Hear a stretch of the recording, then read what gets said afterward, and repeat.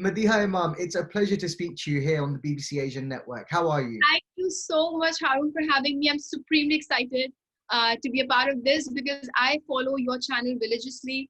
And to be here, I just feel that maybe I have done something right. So I deserve to be here. I don't know. You absolutely have done something right, because I watched all 18 episodes of Ek Jhooti Love Story, and I have to tell you that I absolutely loved your performance. Thank you so much. That means a lot coming from you. Oh my God. You know Yes, why? thank you. You know why I loved your performance even more? Because if I'm completely honest with you, Madiha, I wasn't that familiar with some of your other work prior to Ek Jhooti Love Story. I'd heard your name. I know you were in Dushman-e-Jaan. I know you were in Baba Jani. I know you were in Muqaddar right now as well. But when I watched Ek Jhooti Love Story, and when I watched your interviews in reality, I saw just how different you are from that character in your behavior, in your body language, in the way you speak. You know, you speak much more in English in real life than obviously compared to the show. How hard was it to get into the Skin of Selma? I have no idea because you know what happened was the first round of promotions that we did, the entire day we went from one studio to the other getting our interviews taken, and I got back home and a friend called me and she said, "Did you read the comments?" And I was like, "No, I didn't. I usually stay away from reading comments because that scares me." So she was like, "No, no, no, go read the comments." And I was like, "Okay." So I scroll down, I'm reading the comments and I'm like, oh wow, they're talking to me like, I mean, there was such a departure from my character to who I am, and then the audiences could see it, and that's lovely. I mean, it's nice because for an actor, that's what you actually want. They said, "We have seen her do this, but we never knew that she could speak like this," and I was like, they were not sure about me or what, but it's just that the characters weren't like that. So I think so too. And as for your question, Salma, it wasn't really difficult because Salma is a regular girl. First, second, I just needed slight reminders as for what to not do. There's certain characters which require you to keep in mind that you have to do certain things, but there's certain characters where you have to tell yourself to undo certain behavior patterns that you may have. So I have a habit of constantly speaking too fast and being here and there and blah, blah, blah. But for Salma, I had to be contained sometimes. But then when she was in a fighting mode where she wants to go and tell someone off, she'll have that. So, and then a departure from the idea of not being confident at all. So even when you're showing, as Salma, you're showing that you're confident and very cool, you're not. In your head, you're still insecure. So all those layers to it. So that is one thing which I required reminders to not do certain things constantly, because that was not Madiha. So yeah, otherwise it was fine. What about being the youngest member of the family? Where do you fall into your own family dynamic? And I am the youngest member, so and I you're do. also Choti. Yes, I am Choti, and I could relate to one factor, which was hand-me-downs. So everything that I used to have as a kid, a teenager, was mostly my sisters, even my books. My mom, like sometimes my mom would give me the same books and she was like, "This happens to all childs." And I was like, how, I mean, this happens to all children. How can this happen to me? My sister got new books. I'm getting her books. This is not cool. And then she was like, "No, I can't just go buy new books. These are exactly the same books." Not because of the money situation, but just generally she was like, "Just take these." And I never liked it. Now that I've grown up, I tell them, I was like, "Amma, that was not cool because I deserve new books." So I am the Choti of my family. So I had that common factor there. Could you bring some of those emotions into the show, particularly the hand-me-down scene, and particularly the scene just before your wedding, when your sisters are still trying to give you outfits, even ahead of your wedding, they're giving you clothes that they've had sewn from them for themselves. Could you bring your own inner angst into those scenes? But that's, yeah, I could, because that's exactly what I used to feel. But here the reason behind it is because these people cannot afford too much. But in my life, it was just a norm. They were like, ऐसे तो होता है, and I'm like, ऐसे नहीं होता, किसी के साथ नहीं हुआ है. And then, like, if you were to think of it, like, why, how can the third sister not get the second sister's belongings? Why is it always the fourth sister? And I'm like, why is it always me? So I had that growing up, and I could use that. That's true. I did lend that part of myself to the character. I did. You know, one of the most interesting aspects of this show is the reoccurring theme of the pressure on women to get married by a certain age in Pakistani society. Was that one of the appealing aspects of this script for you? And how realistic is that representation of that pressure on women to get married? extremely realistic, because it's not even a class issue. It's not even people who are rich or not rich, or educated or not educated. It's just generally, it has penetrated all the way down into our culture, the society that we're living in, because we do it subconsciously. So even if you're extremely educated, even you can be a professor, but you look at me and you'll be like, how old are you? You're 29, shadi nahi hui?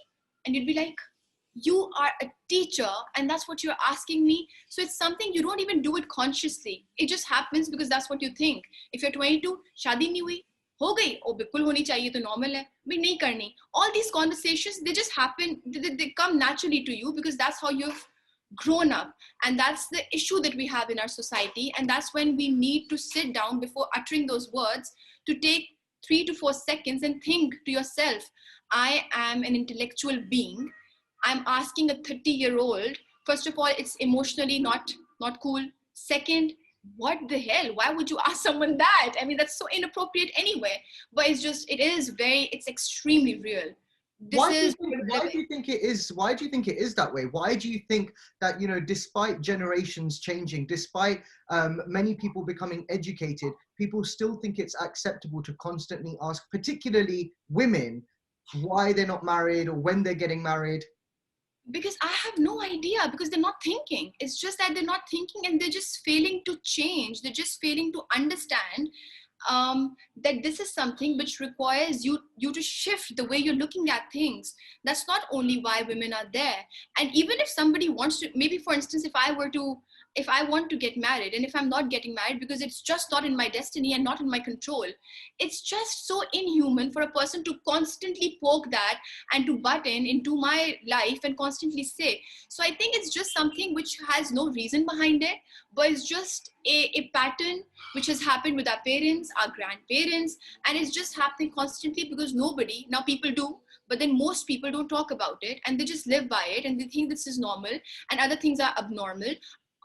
Halaki, other things are normal and this is something which is abnormal. The idea of the rishta culture is not bad. It's perfectly fine to have somebody who can have two families meet and they can have, like, you know, a good understanding. That's perfectly fine. But to constantly force only a woman, they force men too. By the way, they force men too. And those also, the factors to that also are pretty superficial also.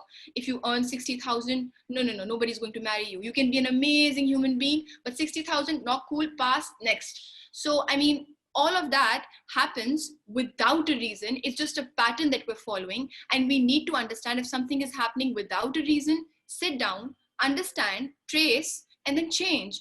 Do not change drastically, but then understand your daughter cannot go through that because it's traumatic for a daughter who's just not getting married. It's just not a good idea. Do you think a drama like Ek Jhooti Love Story, which is presented in such a refreshing manner where it's light-hearted and it's heartwarming, do you think a drama like this has the power to change attitudes? It has. That's what we're here for. Narratives are here not really to change things, but to bring about a thought-provoking idea. You may not want to think about it, but towards the end of it, sometimes, like, I mean, I keep giving this example. You watch a scene, and there was a project which I watched, a film I watched. It was called Dil Dhadakne Do. It was helmed by Zoya Akhtar, and there was a scene where the woman is stuffing her face with chocolate cake because she's depressed to the level which maybe we can't relate to, because the husband is not giving her the kind of attention that she deserves, and the audiences were laughing because it looked so funny from the outside. But I remember walking out of the cinema hall, and I was thinking to myself, that was so unethical of me to laugh at a woman who's going through depression. But that's a reflection of your society. Do you understand? It's just, Yeah. These filmmakers are they're very smart. They know what they're doing. And that provoked a thought in me. And I was like, oh my God, that's exactly the same here. I mean, Mehreen Jabbar has done something which is very lighthearted, but it is a serious issue. If you were to look a little bit beneath the surface, you'll understand these are not random things. These are penetrating in the society, and they're here to stay, and you need to just filter them out. One of the other reoccurring themes of the drama is this chase for perfection, this idea that these two characters, Selma and Suhail, are chasing the illusion of a better life, you know, something that is going to make them feel like they're worthy, or that will boost their self-confidence. How dangerous can that feeling be? You know, we see that in this drama, eventually they realize that their lives are beautifully imperfect. You know, they are as beautifully imperfect as anybody else's. But just how dangerous can that idea of chasing perfection be? It is dangerous, and it's superficial. I mean, but you can't blame the child, you can't blame that teenager, because that's what they're looking at. Social media, you open your phone, it's there. You go to your school, it's there. Your cousins, your friends, everybody is constantly doing it. So in your formative years, you only end up being a byproduct of that experience that you had. You don't even do it on purpose. So these kids, they've grown up watching all of this. The mother is constantly after the father, that you have always been like this, you don't earn this much, now you're planning on doing this, this is not good. The 30-year-old woman is sitting home. So this girl Salma, she's listening to the mother, and she's thinking she's absolutely right, because the only example in her entire life, 22-year-old life, is a mother. And that is that set example, that benchmark, which she does not want to reach, because that's horrific for her. But she doesn't know the real reality, because this one has never evolved. So you don't give people the space to evolve anyway in life. People who are smart, who maybe read, who watch, who look at things differently, evolve quicker, as to other people who spend maybe 30, 40 years of their life in that numb zone where they don't know what's happening. They don't even know. They can't even cater to it, because they have never realized it. So such conversations, such projects, yes, they help. How do you, as an individual, Madiha, maintain perspective? Because like you said, all of us, no matter how educated you might be, are surrounded by the same images of perfection on social media, people that we know who might be in a better circumstance than us. How do you, as an individual, maintain perspective that your reality is just as perfect as anybody else's? I think I am a very lucky person to begin with. My parents are amazing. When I come back home, there's a major reality check waiting for me at the doorstep, where my mother is standing and she's like, come in, and I'm not an actor anymore. So I think they're very open to conversations. So if I'm struggling with something, they're there to listen to me, they're there to give me advice. They never say this is right or this is wrong. They'll say this is right because, this is wrong because, and they'll try to explain that to me. If I understand that, well and good. If my perspective is different, I can always tell them, although my father is in his 60s, he's there to listen to me. He's there to change his perspective for me. So I belong from a family where this is pretty common. So for me, I have always been like this. But then for most people, these conversations don't happen. For a lot of my friends, few of my friends have actually deleted their accounts, deactivated their accounts from Instagram, because it makes them so unhappy about what they have and what they don't have. And I told them, and I was like, why would you do that? I mean, it's perfectly fine to not be, for an actor like me, to not have these many followers, because that is not me. That is perfectly fine. I know my reality. You just said that you did not know that I could speak like this before you saw my interviews. So that percentage cannot dictate to me what I should feel about myself. So these conversations need to happen. So just deleting something, running away from it, is also not a good idea. To understand, to live with the same kind of people, and then it's a constant thing. You need such people around you. You need such books around you, to open a book, to go back to that world, come back, and then conduct yourself the way you want to. That idea of chasing perfection, and also the emphasis on women getting married, are two very subtle themes in the show that come up again and again. And another theme that I think is even more subtle than that is the pressure on gender roles in society. This idea that your brother needs to wait until his sisters are married for him to get married, the idea that the man needs to provide for the family, the pressure on Suhail's shoulders to fend for his family when his father passes away. Do you think the gender roles in Pakistani society, and let me broaden that, do you think the gender roles in South Asian society are suppressive? Do you think they're holding men and women back from reaching their fullest potential? Yes, it's a major percentage of it, actually. The majority of people who live by that, and that they think that this is how it is going to be, because then they're made to feel guilty if they don't. You understand how a guy, if for instance a guy he's unable to earn a certain amount of money, and the father is retired, he will always feel guilty, although it's not his fault anyway. If the girl is earning more, she may not get somebody who is a great natured guy who earns a little bit less, because then he will feel a little bit empowered, not really dominated by the spouse. He'll think that, oh, my wife earns this much more, and then I earn this much, she's not for me. So these Madiha, are Madiha, how do you, as a young woman in Pakistan, deal with that reality? Here's something that's happened for decades, generations. This has been the mindset. You know, the brother shouldn't get married until his sisters are married, that he should provide for the family. How do you live with that reality? How does it not affect you to the point where you become frustrated all the time? again, it's the family. So for me, we're four sisters. My father got retired. Everybody is working. Everybody is earning. Whoever is doing whatever is doing because they can. Nobody cares about who's paying the bills, because if this month this one did this, that month this one did this. So it's not even like you have to. If you cannot earn this month, maybe this one will take care of it. So it has always been like that. And as for the Rishta culture, we're four sisters. Two of my sisters have already gotten married. But if someone wants to marry me, my parents will consider that person, and they'll never think that, oh, there's a third one waiting. So it's, again, the setup that I belong to, it's pretty all right here. But as for the society, I have friends who deal with this, and they're waiting, and they have somebody who is perfectly fine for them, but they can't marry them because there's a sister waiting. So that definitely frustrates them. And I see them, and then I'm like, talk to the mother, and they're like, I can't, because then that's inappropriate. And I feel bad because then my sister may not get rishtas. So it's so funny, but it's so ridiculous when you talk about it. When you word it out, while I'm talking about it, it just sounds funny, because can you imagine? Is that exhausting for you as an actor when you were playing Selma and you were going on set and you were becoming this girl whose mentality has been conditioned like this because of her family and the way she's been brought up? Is it exhausting for you as an actor at the end of the day? It wasn't exhausting, because there's a scene where I don't want to give spoilers, but there's a scene where the friend would say that, you know, this one is getting married, and Salma would say, how is she getting married? There's a brother waiting in line. Yeah. Won't she get scolded for this? So for me, it was more about innocence and how naive this little kid is, because she would say things while having a sandwich. She'd just say it because that's what she thinks is normal. So it wasn't like she's a mature adult and she's forced to think like that. No. This one doesn't even know. Yeah. This one doesn't even know. She doesn't want expensive stuff. She wants love, which she doesn't know. Again, because she's never had a fulfilling relationship like that.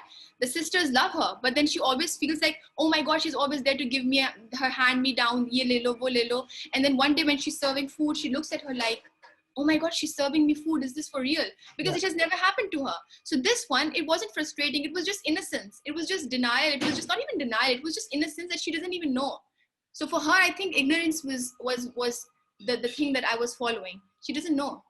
So I have to take this on a bit of a tangent right now, because when I finished watching Ek Jhooti Love Story, I was like, wow, Madiha is such a good actress. She's portraying such a progressive representation of women. This drama is going to empower so many young women.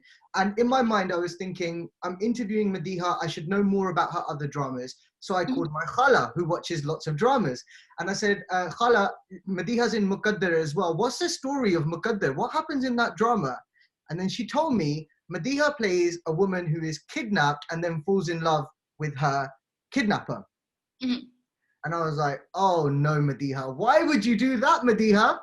I have a very detailed answer to that. Do you want it? Yes, of course. Okay. So first of all, Khala Zindabad. Thank you so much, Auntie, for watching my project. So Muqaddar was a project which was about a journalist, me being the journalist. And the way Muqaddar, my character, Raima, has conducted herself. So she falls in love.